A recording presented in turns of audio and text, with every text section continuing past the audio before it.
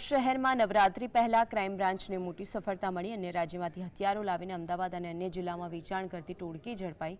ગોતા road પાસેથી કિશોરકુમાર ઉર્ફે કે પંચાલ અને વિક્રમકુમાર પઢિયાર પાસેથી 6 પિસ્તોલ, 24 કારતૂસ અને 2 મોબાઈલ ફોન જપ્ત કરાયા। જે આરોપીઓની સાથે ગુનામાં સામેલ જગદીશ ઉર્ફે કે જે લુહાર ને પણ ક્રાઇમ બ્રાન્ચે પકડતા તેની પાસેથી 1 પિસ્તોલ બહાર કાઢતું અને 1 મોબાઈલ ફોન મળી આવ્યો।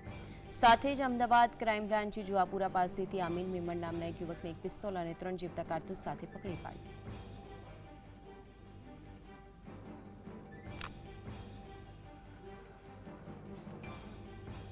पहला केस में 6 જેટલા હથિયાર, 2 આરોપી સાથે અને 24 કારતૂસ સાથે।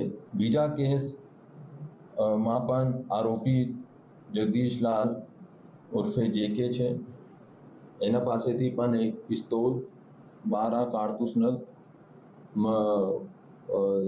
એનો કબજે કરવામાં ક્રાઇમ બ્રાન્ચે સફળતા મેળવી છે।